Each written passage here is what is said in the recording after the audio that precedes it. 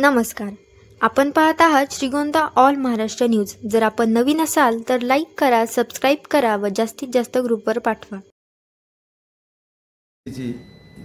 Forest एरियामध्ये जाळून हत्या करण्यात आलेली अशी गोपनीय माहिती मिळाल्यामुळे आज आम्ही त्या घटनेचा ज्यावेळी उलगडा केला त्यावेळी असे लक्षात आले की श्रीगोंदा शहरामधील एका अल्पवयीन मुलीसोबत असलेलं जे काही अफेअर होतं आणि त्या अफेअरमधून सदर आरोपी हा तिच्यासोबत राहत होता आणि त्या मुलीच्या चारित्र्यावर संशय घेऊन 2 दिवसापूर्वी सदर आरोपीने फरशी तसेच रॉडच्या साहाय्याने त्या मुलीची हत्या केली आणि हत्या केल्यानंतर त्याच्या वडिलांच्या साहाय्याने त्या मुलीची विल्हेवाट लावण्याचा जो काही प्रयत्न केलेला आहे त्यासाठी तिने त्या मुलीला गादीमध्ये गुंडाळून वाहनाने फॉरेस्ट एरियामध्ये नेऊन तिथे पेट्रोलच्या साहाय्याने जाळून टाकले.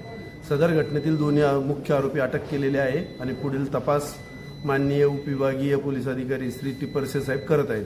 सदरची कारवाई माननीय पोलीस अधीक्षक श्री सुदर्शन साहेब, अप्पर पोलीस अधीक्षक श्री वैभव कलुबर्मे साहेब, उपविभागीय पोलीस अधिकारी श्री वमने साहेब तसेच उपविभागीय पोलीस अधिकारी श्री टिपरसे साहेब यांच्या मार्गदर्शनात करण्यात आलेली आहे.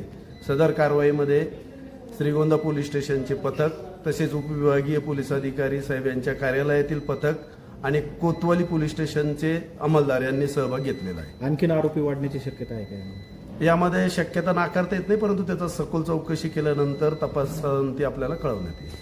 मुलीच्या आईने आरोप केला होता की एप्रिलमध्ये ती गुन्हा दाखल करायला आली होती, मात्र गुन्हा दाखल करून घेतला नाही. तसं नाही आहे. म्हणजे ते मुलीचं आणि त्या मुलाचं जे काही अफेअर होतं ते कदाचित ते लिव्ह इन सारखे राहत असल्यामुळे त्या मुलाने मुलीला कन्व्हिन्स केलेलं होतं.